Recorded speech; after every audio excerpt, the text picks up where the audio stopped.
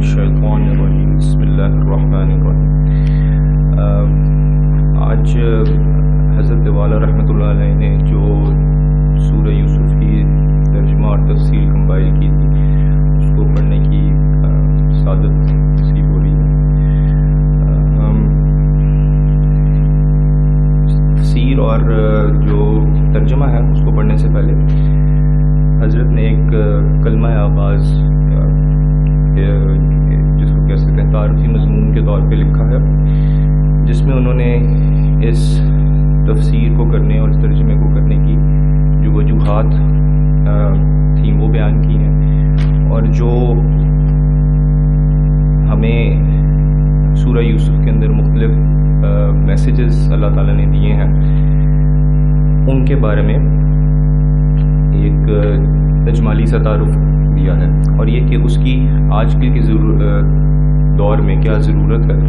یہ بھی حضرت نے بیان کرنا چاہیے۔ اللہ سے دعا ہے کہ حضرت کے جو الفاظ ہیں ان کے ذریعے سے میری اور تمام سارے دوستوں کی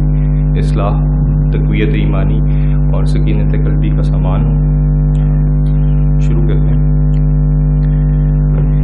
الحمدللہ الملک الحق المبین والصلاة والسلام علی خاتم النبیین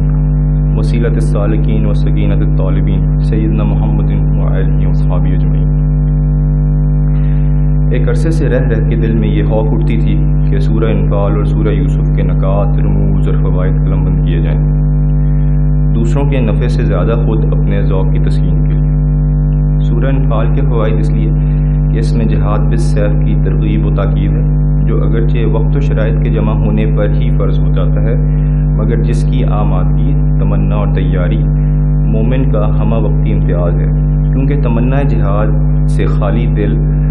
مرنے والے مسلمان کی موت کو حضور اکرم صلی اللہ علیہ وسلم نے منافقت کی موت فرمایا ہے۔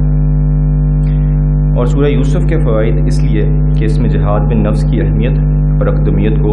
پیغمبری خان وعدے کے مثالی کردار میں واضح کیا گیا ہے۔ جہاد بن نفس ایک ایسا فریضہ ہے جو ہر مسلمان مرد، عورت اور پیر و جوان پر ہر گھڑی عائد ہے۔ چنانچہ ہادی اعظم صلی اللہ علیہ وسلم نے غزوہ تبوک سے مراجعت پر فرمایا کہ ہم چھوٹے جہاد سے بڑے جہاد کی طرف لوٹ رہے ہیں۔ راکم الحروف کا یہ ایقان ہے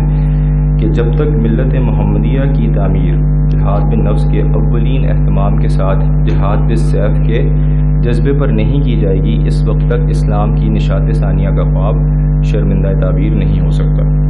قرن اول میں جماعت صحابہ رضوان اللہ علیہم کی تعمیر اسی نہج پر ہوئی تھی، اور ان کے ذریعے اسلام برق کی طرح پھیل گیا تھا، اور بعد کی صدیوں میں بھی مسلمانوں کی سچی کردار سازی اور اشاعت اسلام کا کام صرف انہی حضرات کے ہاتھوں انجام پا سکا جو اسوہ صحابہ کے وارث تھے، جن کا تعلق مع اللہ ناقابل شکست تھا، جو علم باللہ کے حامل تھے، جن کی ہمت اور جذبہ اور امت محمدیہ پر شفقت ان کو دین کی روشنی اور ایمان کی حرارت پلانے پر بے چین کیے ہوئے تھی۔ اس سے آگے حضرت چند پیراگرافس میں ذکر کر رہے ہیں کہ جو تفسیر لکھنے میں کن کن سورسز کو یوز کیا گیا۔ جو حضرات اس میں دلچسپی رکھ سکتے ہیں تو فوٹو کاپی دی گئی ہے، آپ لوگ ان کو پڑھ سکتے ہیں۔ آگے ایک پیراگراف میں حضرت مینشن کرتے ہیں کہ سورہ یوسف میں دیکھنے کی ایک چیز یہ ہے کہ جہاں تک ابتلا اور صبر کی شدت اور طولانی کا تعلق ہے، یہ حصہ مقدس باپ حضرت یعقوب علیہ السلام کا مقدر ہے۔ فرزند برگزیدہ علیہ السلام کا سخت ابتلائی حصہ تو بہت مختصر ہے، کنویں میں ڈالے جانے سے لے کے عزیز مصر کے گھر میں پہنچنے تک، یا پھر وہ آزمائشی ایام جو اس گھر میں عزیز مصر کی بیوی کی شہوانی ہوسناکی کے ہاتھوں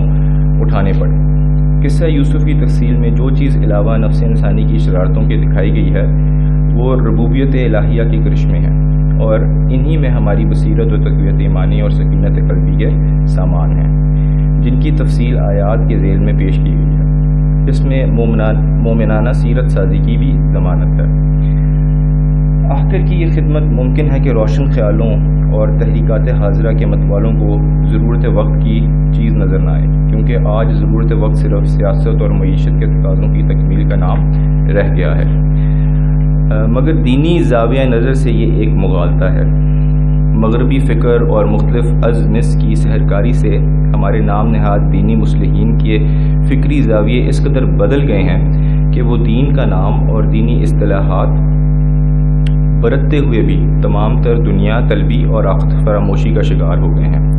اور اپنے پیرووں کو بھی اصل دین سے بہت دور ہٹائے چلے جا رہے ہیں۔ یہی وجہ ہے کہ ان کی کوششوں سے فساد ملت بڑھتا ہی چلا جا رہا ہے۔ اس صورتحال میں سورہ یوسف کے رموز اور فوائد کو واشگاف کر کے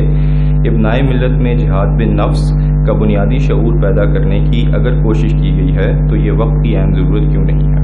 یہ اس وقت کی بھی ضرورت ہے اور ہر وقت کی ضرورت بھی، مگر یہ بات جب ہی سمجھ میں آ سکتی ہے کہ قرآن پاک اور دین اسلام کو حضور اکرم صلی اللہ علیہ وسلم کی ذات اقدس اور آپ کے اختیار فرمودہ اصول دعوت اور آپ کی تربیت یافتہ جماعت صحابہ کے رنگ حیات میں منحصر کر کے دیکھا جائے۔ اللہ تبارک و تعالیٰ کی بارگاہ میں دعا ہے کہ مجھ قاصر و عاجز کی اس خدمت کو قبول فرمائے، ابنائے ملت اس سے مستفیض رہیں اور میرے حق میں یہ بہانہ مغفرت اور رحمت بن جائے۔ فاطر السماوات والارض انت ولی فی الدنیا والآخرہ توفنی مسلما والحقنی بالصالحین آمین برحمتک یا ارحم الراحمین۔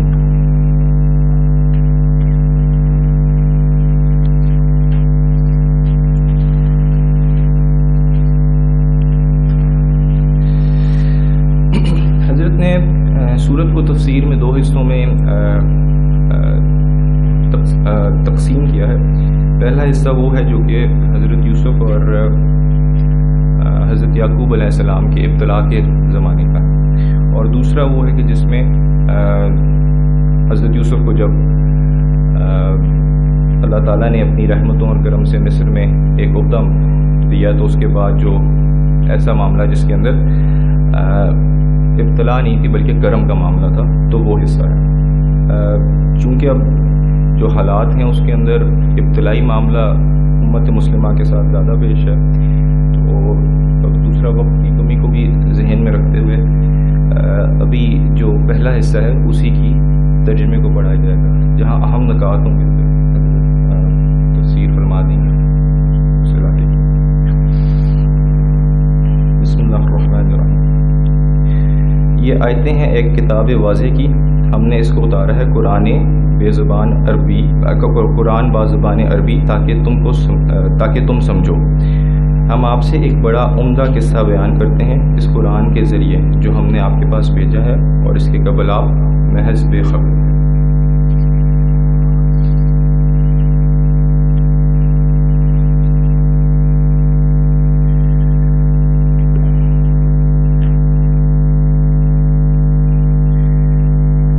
جبکہ یوسف علیہ السلام نے اپنے والد سے کہا کہ ابا میں نے 11 ستارے اور سورج اور چاند دیکھے ہیں، ان کو اپنے روبرو سجدہ کرتے ہوئے دیکھا ہے۔ انہوں نے فرمایا کہ بیٹا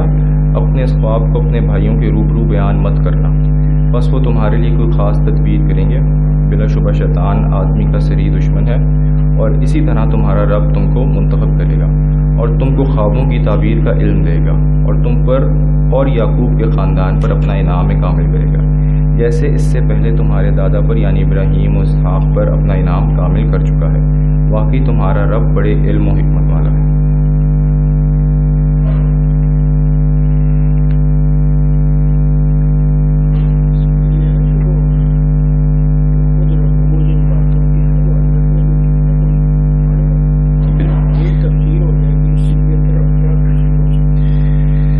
اس میں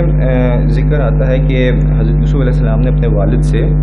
اپنے خواب کا بیان کیا، تو یہاں پہ ایک حضرت نے نقطہ یہ بتایا ہے کہ چونکہ جو شیخ ہوتے ہیں وہ بھی وقت کے نبی وقت کا درجہ ہوتا ہے، تو ان سے بھی اپنے خوابوں کو بیان کرنے کی جو کیا کہہ سکتے ہیں، ان کو بیان کر دینا چاہیے، ان سے اس چیز کے بارے میں پوچھ لینا چاہیے تعبیر کے بارے میں۔ اس کے بعد آگے جو ذکر ہے وہ یہ ہے کہ 11 ستارے اور سورج اور چاند دیکھے ہیں، جس میں 11 ستارے اور ایک سورج اور ایک چاند دیکھا گیا۔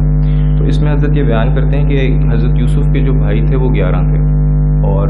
بے شک وہ حسد میں مبتلا ہونے کی وجہ سے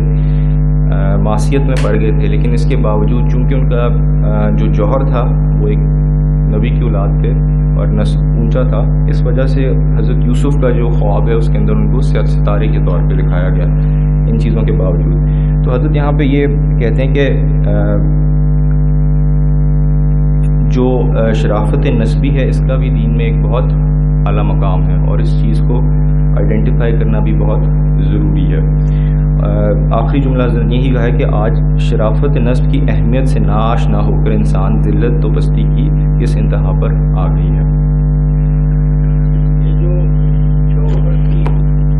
یہ جوہر کی بات کی گئی ہے نا، اور عالی نسبی کی بات کی گئی ہے، یہ شرافت نسبی کی بات کی گئی ہے۔ اس میں سمجھنے کی چیز یہ ہے کہ اللہ تعالیٰ نے کچھ پوٹینشلز رکھی ہوتی ہیں، وہ معصیتوں سے اس پہ گرد و غبار پڑ جاتے ہیں، ظلمتوں کے اس پہ پردے پڑ جاتے ہیں، لیکن جیسا ہی توبہ استغفار سے وہ ظلمتوں کے پردے ہٹتے ہیں تو پھر اصل جوہر نمایاں ہو جاتا ہے، جیسا کہ اس میں اللہ تعالیٰ نے خواب میں انہیں ستاروں کی شکل میں دکھایا گیا۔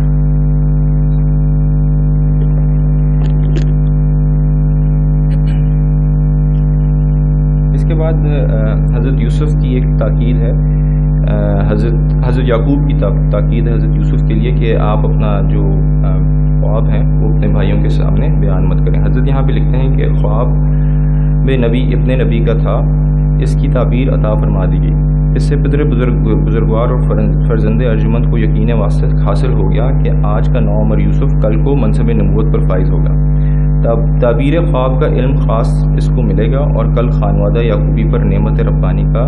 اتمام ہو کر رہے گا۔ بوڑھے باپ اور نو عمر فرزند کی اس طرح پہلے یقین سرفرازی بخش کر پھر ابتلاء و صبر کی طویل آزمائش سے گزارا گیا۔ اس طرح ہر سالے کے طریق کو پہلے چند یقین دہانیوں کا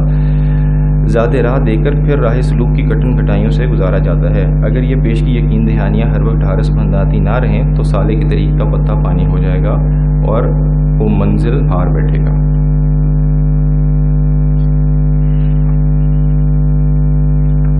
اگلی آیات کا ترجمہ پڑھتے ہیں۔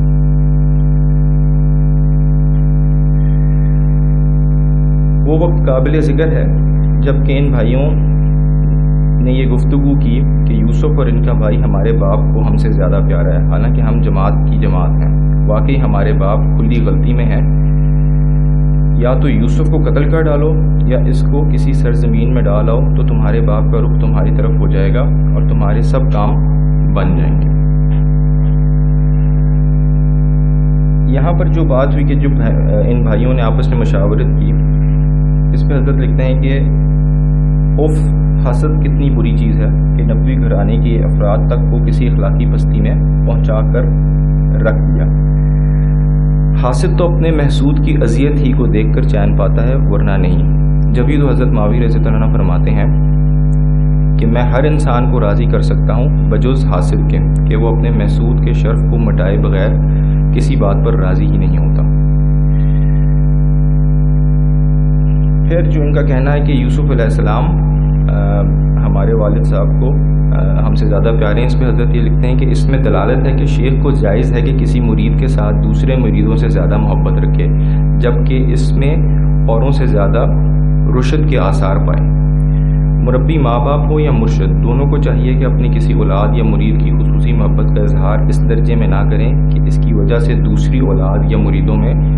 شعلہ حسد بھڑک اٹھے۔ یہ محب اور محبوب دونوں کے لیے ضرر رساں ہے۔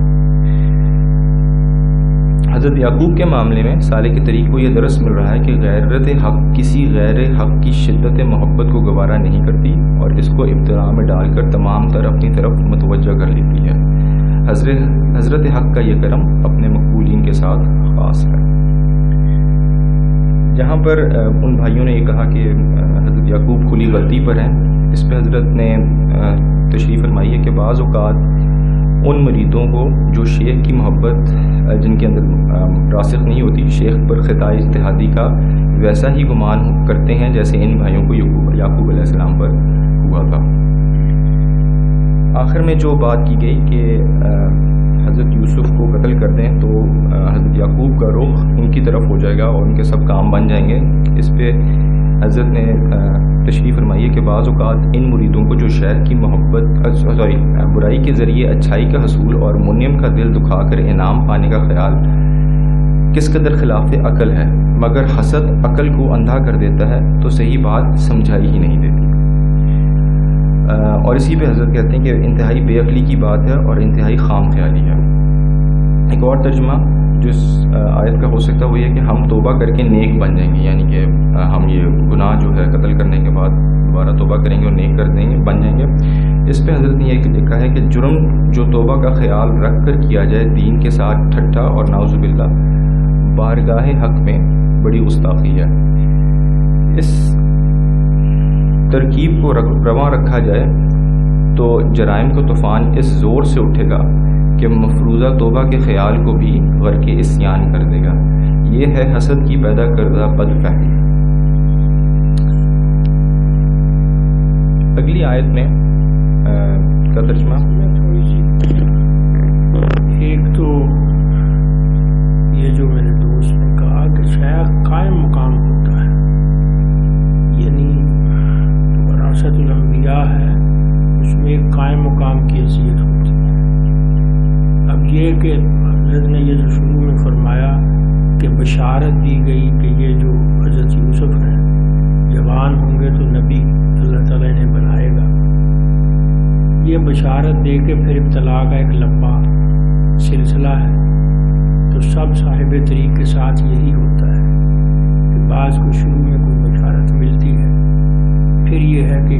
ابتلا آتی ہے، آزمائش آتی ہے، پھر اللہ تعالیٰ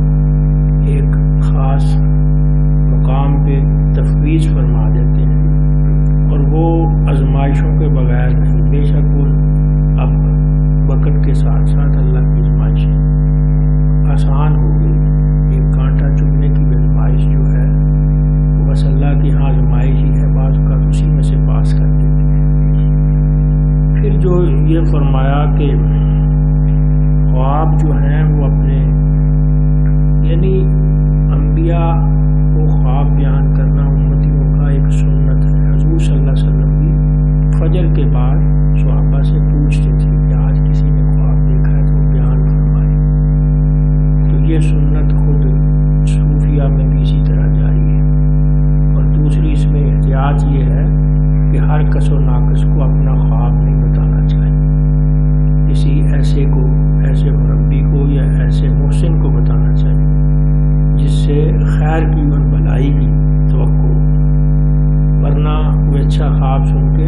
جیسے یہاں انہوں نے اپنے یعنی دوسرے بھائیوں سے منع کیا کہ اس کا ذکر نہ کریں، حسد کی آگ بھڑک اٹھتی.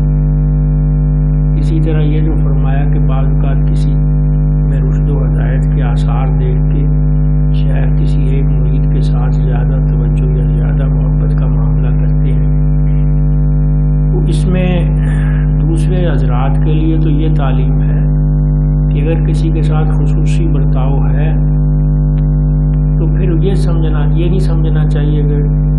اس نے کوئی یعنی شیخ کی کوئی پتہ نہیں خدمت زیادہ کر دی ہے اس لیے. بس یہی بات سمجھنی چاہیے کہ کوئی خیر کے آثار زیادہ ہیں یا کوئی بات ہمیں سمجھ نہیں آ رہی، اپنے آپ کو بچانا چاہیے. ویسے وہ حضرت نے اگلی بات بھی کہہ دی کہ خود یعنی شیخ کو یا جو بھی بڑا ہے معاملات اس طرح کرنے چاہیے کہ کسی کے دل میں حسد کے جذبات نہ بڑھیں. اس کی احتیاط کرنی چاہیے کہ اگر کسی سے خصوصی توجہ کا معاملہ بھی ہے تو وہ ایسا ہو کہ دوسروں کے مطلب جذبات کو یا احساسات کو ٹھیس نہ پہنچے. تو اللہ تعالی ہم سب کو توفیق عطا فرمائے.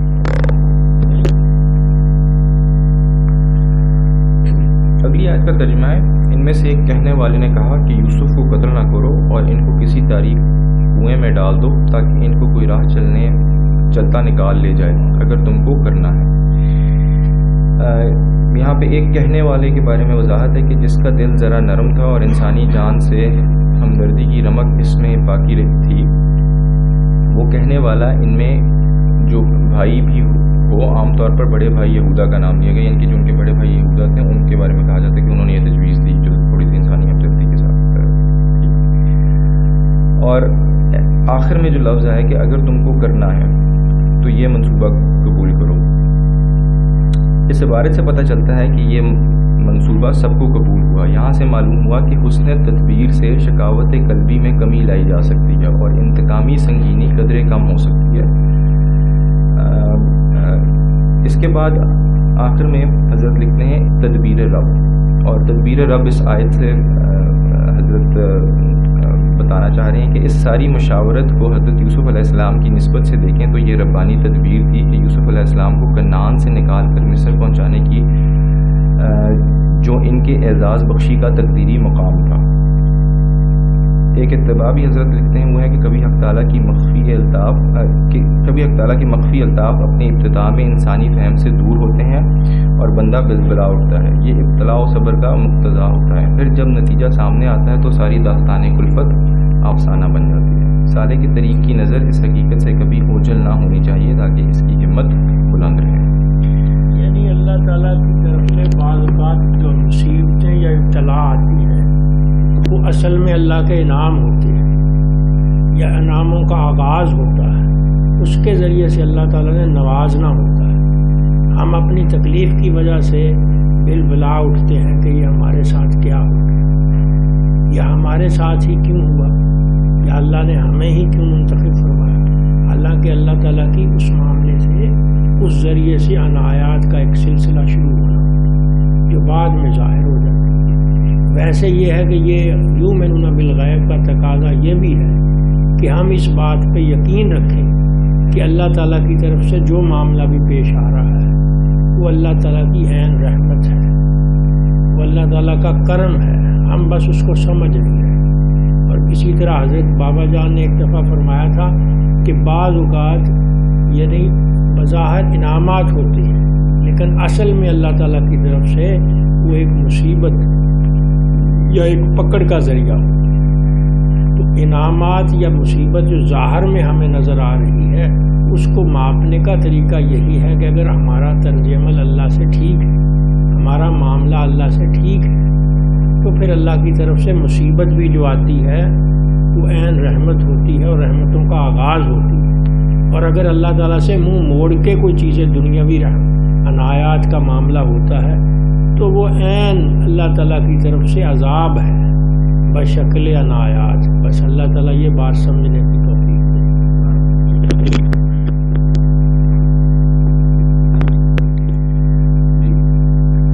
اگلی آیت کا ترجمہ۔ سب نے کہا کہ ابا اس کی کیا وجہ ہے کہ یوسف کے بارے میں آپ ہمارا اعتبار نہیں کرتے، حالانکہ ہم ان کے خیر خواہ ہیں۔ آپ ان کو کل کے روز ہمارے ساتھ بھیج دیجیے کہ ذرا وہ کھیلیں اور ہم ان کی پوری محافظت رکھیں گے۔ یعقوب علیہ السلام نے فرمایا کہ مجھ کو یہ بات غم میں ڈالتی ہے کہ اس کو تم لے جاؤ اور میں یہ اندیشہ کرتا ہوں کہ اس کو کوئی بھیڑیا کھا جائے اور تم اس سے بے خبر رہو۔ وہ بولے کہ اگر ان کو بھیڑیا کھا جائے اور ہم جماعت کی جماعت ہوں تو بالکل ہی گئے گزرے ہوئے۔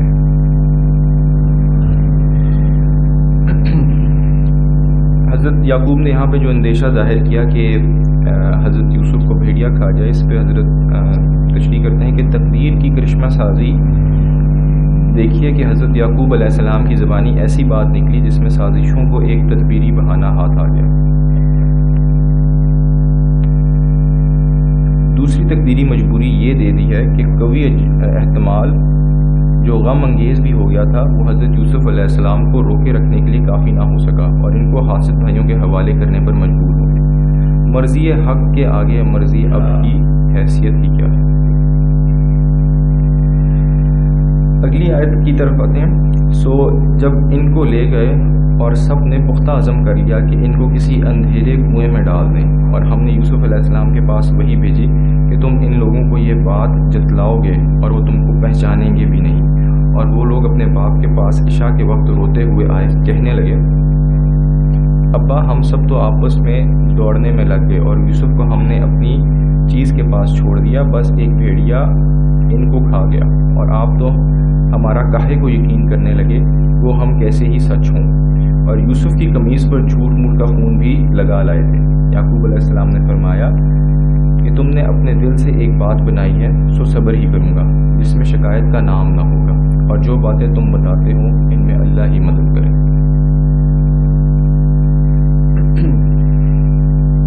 اچھا جی، کنویں میں ڈالنے کے بارے میں حضرت بیان کرتے ہیں کہ چنانچہ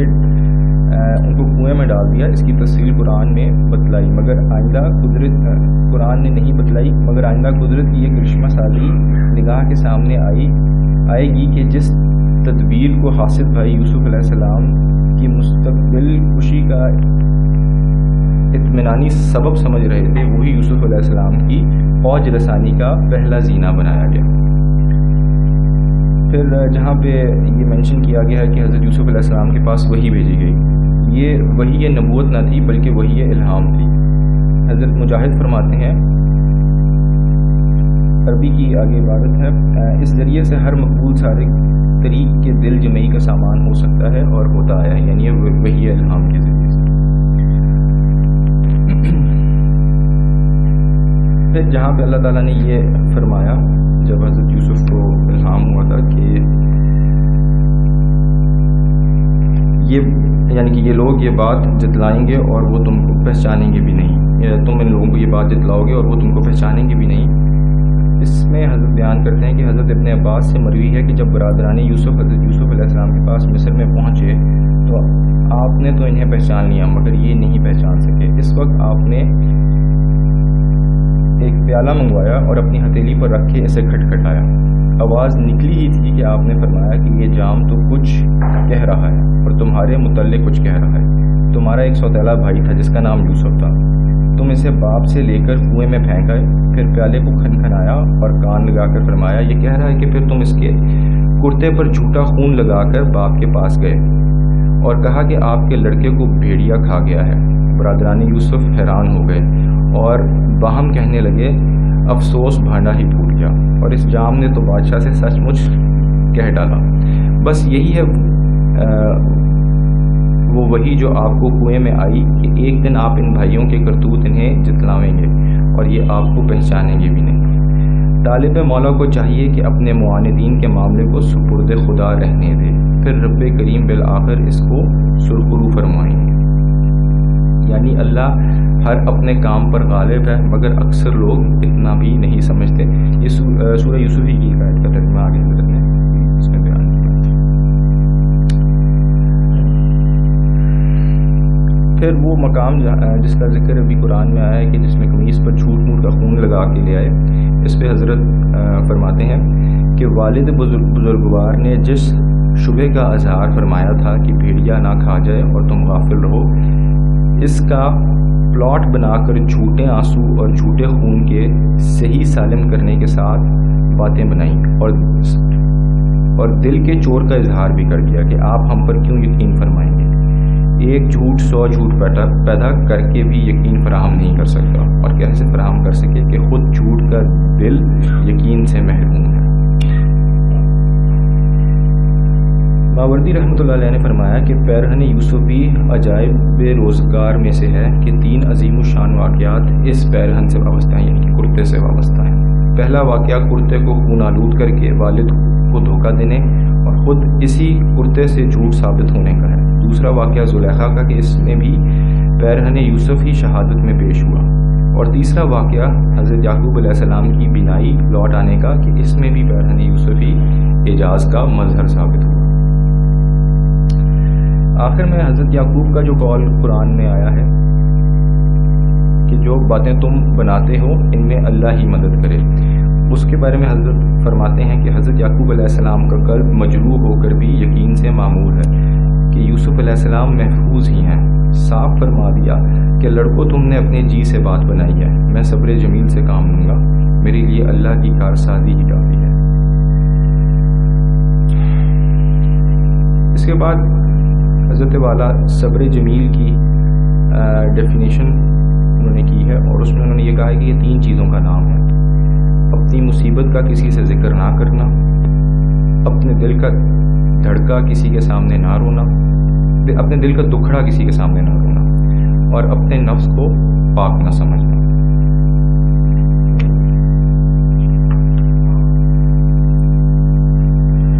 امام بخاری رحمۃ اللہ علیہ نے اس موقع پر حضرت عائشہ صدیقہ رضی اللہ عنہ کے واقع افق یعنی کہ جو تہمت کا واقعہ تھا کی پوری حدیث بیان کی ہے، جس میں آپ نے فرمایا کہ اللہ میری اور تمہاری یعنی کہ الزام لگانے والوں کی مثال حضرت یوسف علیہ السلام کے باپ کی سی ہے کہ انہوں نے فرمایا تھا کہ اب صبر ہی بہتر ہے اور تمہاری ان باتوں پر اللہ ہی سے طلب مدد ہے۔ مطلب یہ ہے کہ وہ جب کوئی مصیبت آئے تو وہ اس کا دکھڑے لوگوں سے رونے کی بجائے اللہ سے رجوع، اور صبر یہی ہے کہ وہ مصیبتیں تکلیف جو ہے اس کا رونا لوگوں سے نہ رویا جائے، اور اللہ سے رونے سے منع نہیں فرمایا۔ حضرت یعقوب علیہ السلام نے بھی یہی بیٹوں سے کہا تھا، آگے وہ یہ تو ترجمہ نہیں آئے گا، قال انما اشکو بثی وحزنی الی اللہ، یہ میرے جو آنسو ہیں یہ تو اللہ کے لیے، اور وہ بات میں جانتا ہوں کہ تم نہیں جانتے، اللہ کی طرف سے وہ بات جانتا ہوں۔ یعنی یہ جو یقین کی بات کی نا کہ جب وہ خون لے کے آ گئے تو اس کے باوجود کہ فکر مند ہوتے یہی کہا کہ یہ بات جھوٹ ہے، لیکن صبر کے سوا چارہ کوئی نہیں۔ تو یہ یقین اتنا تھا کہ جب 40 سال بعد بھی کہا انہوں نے کہ مجھے خوشبو آتی ہے یوسف کی، تو انہوں نے کہا کہ آپ تو وہ پرانی ہی گمراہی میں مبتلا ہیں یوسف کی یاد کی۔ یعنی اس وقت بھی یقین تھا، ابھی یوسف علیہ السلام کا تو کوئی یہ نہیں آیا تھا، کوئی عطا پتہ تو نہیں آیا تھا، لیکن یقین یہی تھا کہ وہ زندہ ہیں، اور یہی کہا اپنے بیٹوں سے کہ جاؤ بنیامین کو بھی تلاش کرو، یوسف کو بھی تلاش کرو۔ یہ نہیں کہا کہ بنیامین کو تلاش کرو۔ بیٹوں کے ذہن میں آ رہا تھا کہ یہ بابا تو ہمارا یعنی یہ گمراہی میں ہے، یا اس کا دماغ چل گیا ہے، یا یہ ابھی اس حالت میں نہیں ہے کہ یہ ابھی تک یوسف کو یاد کرتا، اس کی تو پتہ نہیں کون ہڈیاں بھی ختم ہو گئی۔ لیکن نبوی یقین یہی ہوتا ہے کہ اللہ کی باتوں پہ اور اسی کی پیروی میں بس امتیوں کو بھی یقین کا کوئی ذرہ پیدا کرنا چاہیے، اللہ کی باتوں پہ یقین کا کوئی ذرہ اپنے دل میں پیدا کرنا چاہیے۔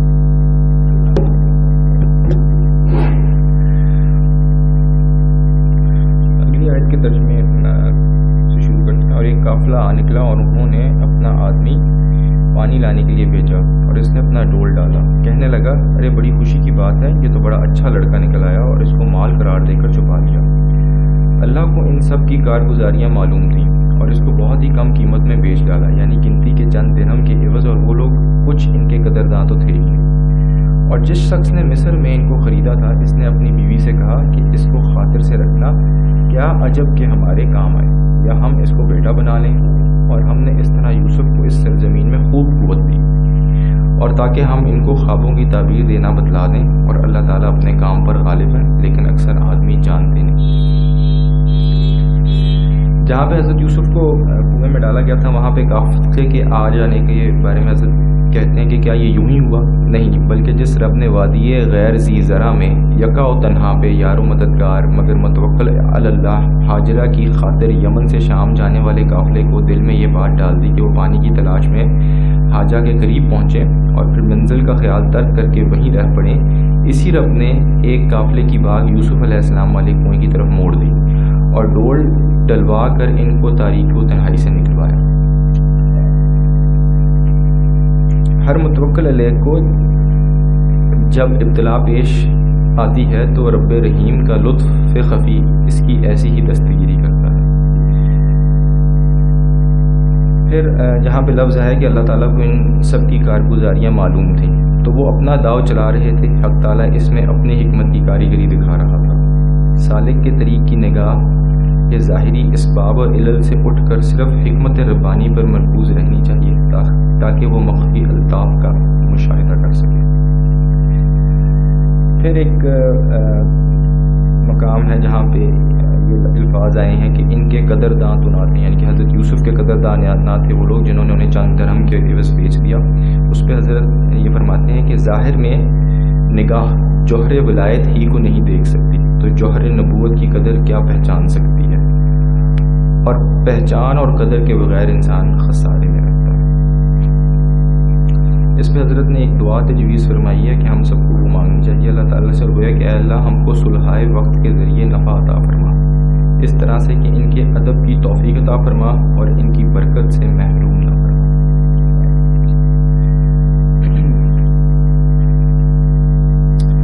آگے جو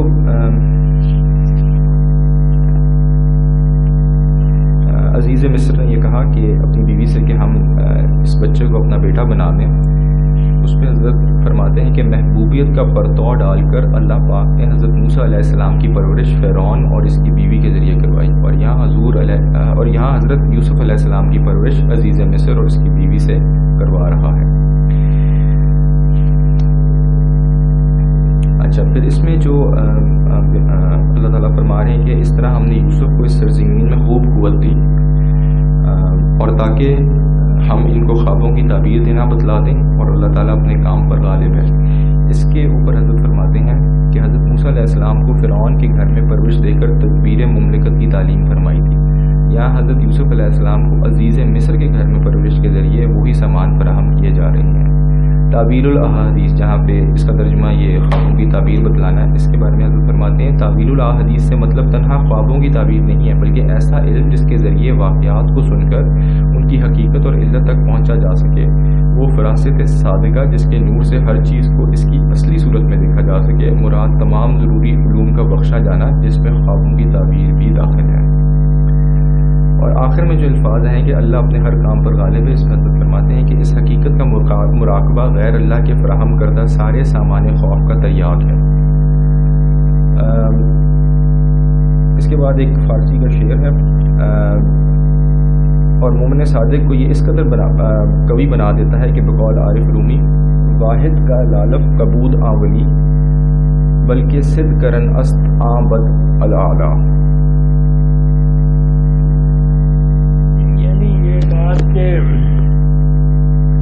کہ اس بات کا مراقبہ جب دنیا کے موہوم قسم کے وہمے خوف خطرات گھیرا کر لیں، تو اس بات کا مراقبہ کہ واللہ غالب علی امرہ ولکن اکثر الناس لا یعلمون، کہ اللہ تعالیٰ کو اپنے امور پہ پوری قدرت ہے۔ یہ انبیاء کے ذریعے ہمیں تعلیم دی گئی کہ جب راستے بند ہو جاتے ہیں انبیاء پھر اس میں بھی اللہ پہ یقین یہ پختہ ہوتا ہے۔ حضرت موسیٰ علیہ السلام جب اپنی قوم کو لے کے نکلے، آگے دریا یا سمندر تھا، پیچھے صحرا اور فوج آ گئی، تو حواریوں نے کہا کہ ہم تو مارے گئے، پکڑے گئے۔ تو حضرت موسیٰ علیہ السلام کے الفاظ اللہ تعالیٰ کہتے ہیں کہ کلا ان ربی سیہدین، ہرگز نہیں، میرا رب راستہ دکھائے گا۔ اسی طرح حضرت ابراہیم علیہ السلام کے لیے جب انہوں نے آگ جلا دی اور کہا کہ اس میں پھینک دیں گے آپ کو، اس وقت حضرت ابراہیم علیہ السلام نے بھی کہا ان ربی سیہدین، میرا رب راستہ نکالے۔ یعنی یہ بات، یہ یقین کہ اللہ راستہ نکالے گا، کہ جب راستے مسدود ہو جائیں، بند ہو جائیں، کوئی راستہ نظر نہ آئے،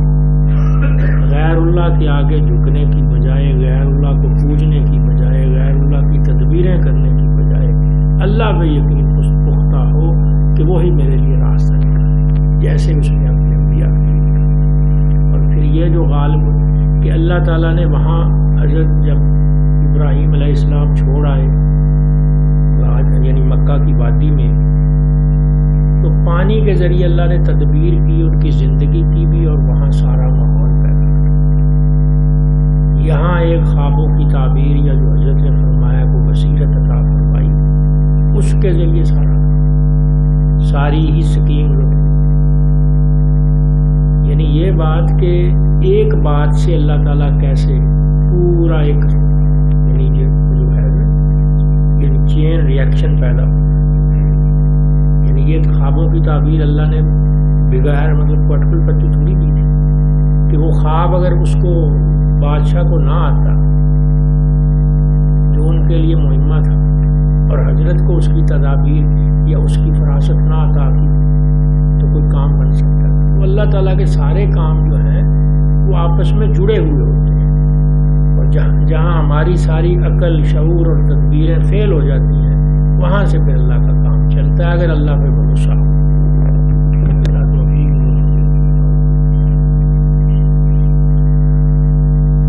اگلی آیت میں ذکر ہے، ترجمہ ہے کہ اور جب وہ اپنی جوانی کو پہنچے ہم نے ان کو حکمت اور علم عطا فرمایا، یعنی جوانی کو جو بھی عمر رہی ہو، اس میں حضرت یوسف علیہ السلام منصب نبوت پر فائز کر دیے گئے۔ منصب نبوت کے عطا کے لیے 40 سالہ عمر کی شرط لازمی نہیں۔ اس طرح اولیاء کرام کے لیے عطائے فتح یا حصول وصول اللہ محض فضل ربانی ہے، جب بھی ہو جائے۔ اگلی آیت ہے اس کا ترجمہ، اور جس عورت کے گھر میں یوسف رہتے تھے وہ ان سے اپنا مطلب حاصل کرنے کو ان کو پھسلانے لگی اور سارے دروازے بند کر دیے اور کہنے لگی کہ آ جاؤ، تم سے ہی کہتی ہوں۔ یوسف علیہ السلام نے کہا کہ اللہ بچائے، وہ میرا مربی ہے کہ مجھ کو کیسی اچھی طرح رکھا، ایسے حق فراموشوں کو فلاں نہیں ہوا کرتی۔ اور اس عورت کے دل میں ان کا خیال جم ہی رہا تھا اور ان کو بھی اس عورت کا کچھ خیال ہوا چلا تھا اگر اپنے رب کی دلیل کو انہوں نے نہ دیکھا ہوتا تو زیادہ خیال ہو جانا عجب نہ تھا۔ ہم نے اس طرح ان کو علم دیا تاکہ ہم ان سے صغیرہ اور کبیرہ گناہوں کو دور رکھیں۔ وہ ہمارے برگزیدہ بندوں میں سے تھے اور دونوں آگے پیچھے دروازے کی طرف دوڑے اور اس عورت نے ان کا کرتا پیچھے سے پھاڑ ڈالا اور دونوں نے اس عورت کے شوہر کو دروازے کے پاس پایا۔ عورت بولی کہ جو شخص تیری بیوی کے ساتھ بدکاری کا ارادہ کرے اس کی سزا بجوز اس کے اور کیا ہے کہ وہ جیل خانے بھیجا جائے اور کوئی دردناک سزا ہو۔ یوسف نے کہا یہی مجھ سے اپنا مطلب نکالنے کو مجھ کو پھسلاتی تھی، اور اس عورت کے خاندان سے ایک گواہ نے شہادت دی کہ ان کا کرتا آگے سے پھٹا ہے تو عورت سچی اور یہ جھوٹے، اور اگر وہ کرتا پیچھے سے پھٹا ہے تو عورت جھوٹی اور یہ سچے۔ سو جب ان کا کرتا پیچھے سے پھٹا دیکھا کہنے لگا کہ یہ تم عورتوں کی چالاکی ہے، بے شک تمہاری چالاکیاں بھی غضب ہی کی ہوتی ہیں۔ اے یوسف اس بات کو جانے دو، اے عورت تو اپنے قصور کی معافی مانگ، بے شک سراسر تو ہی قصوروار ہے۔ یہاں پہ شروع میں جب اللہ تعالیٰ نے اس خاتون کا ذکر کیا جس نے یہ پیشکش کی تھی تو اس کو نام سے نہیں بلایا گیا بلکہ بولا گیا جس عورت۔ اس میں حضرت لکھتے ہیں یہاں پہ اظہار تحقیر کے لیے عورت کا نام نہیں لیا۔ کیا نام لیا جاتا کہ ایک ایسی عورت کا کہ جس کو یہ تک خیال نہ آیا کہ وہ عزیز مصر کی بیوی ہے، جس کو نہ اس بات سے شرم آئی کہ وہ ایک معزز شوہر کی خیانت کر رہی ہے، جس کو نہ اس بات سے حیا آئی کہ اپنے پروردہ لڑکے سے ہوس سرانی کی متقاضی ہے۔ آگے جہاں پہ حضرت یوسف اس سارے معاملے پہ کہتے ہیں کہ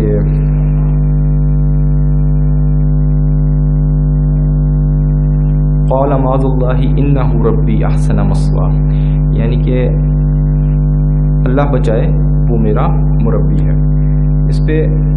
حضرت فرماتے ہیں کہ اللہ بچائے ذات حق کا استحضار اور اسی ذات قادر سے حفاظت طلبی اور ہر گناہ سے بچاؤ کی ضامن ہے۔ دوسرا اس میں ایک نقطہ یہ ہے کہ معاذ اللہ کی زبان سے اظہار میں نفع کے متعدی ہونے کا اثر ہے کہ دوسرا جو سننے والا ہے وہ بھی غفلت سے چونک کر اپنے آپ کو ارادہ گناہ سے ہٹا دے۔ ساتھ ساتھ جہاں پہ حضرت یوسف نے یہ لفظ بولا کہ وہ میرا مربی ہے، یعنی کہ جس کی خیانت کی دعوت دی جا رہی ہے،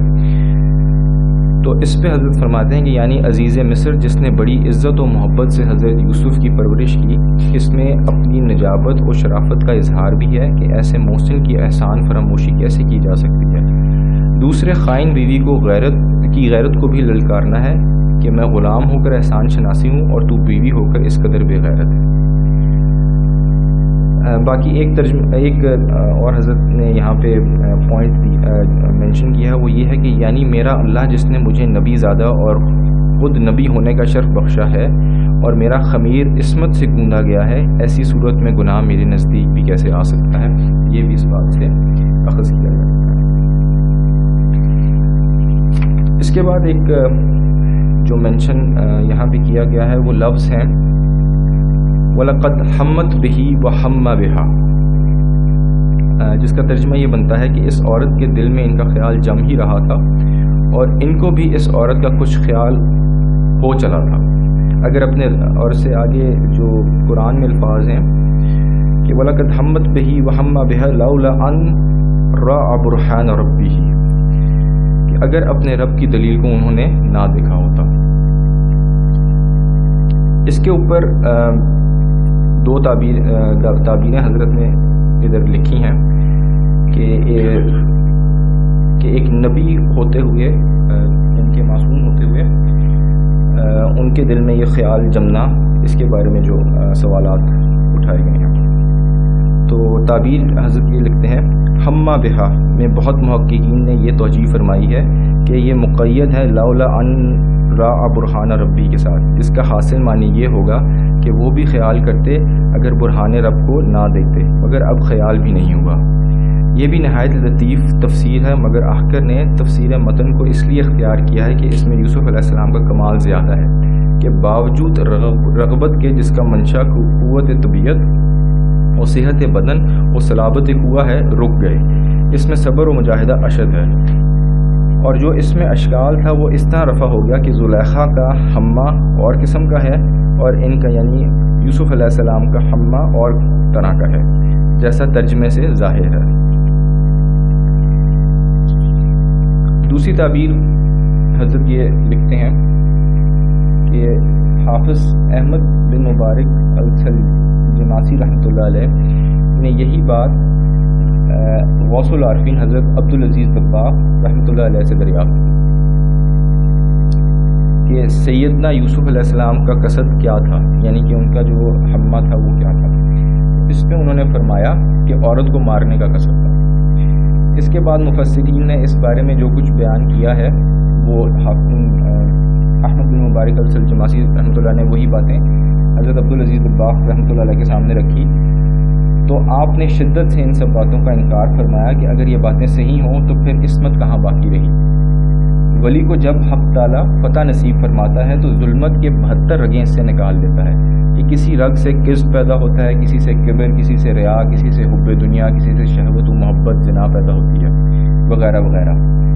جب ولی کی یہ شان ہے تو کیا پوچھنا نبی کا کہ جس کی آفرینش ہی عصمت پر ہوئی اور معصومیت اس کی ذات میں داخل ہے. نیز آپ نے فرمایا کہ ولی کبھی ایسے مرتبہ پر پہنچتا ہے کہ اس کے نزدیک محل شہوت اور دوسری جگہ مساوی بن جاتی ہے، حتیٰ کہ عورت کی شرمگاہ اور یہ پتھر بالکل ایک جیسے ہو جاتے ہیں. اور وجہ یہ ہے کہ ولی کا دیکھنا نور الہی سے ہوتا ہے جس کے قریب بھی شیطان کبھی پھٹک نہیں سکتا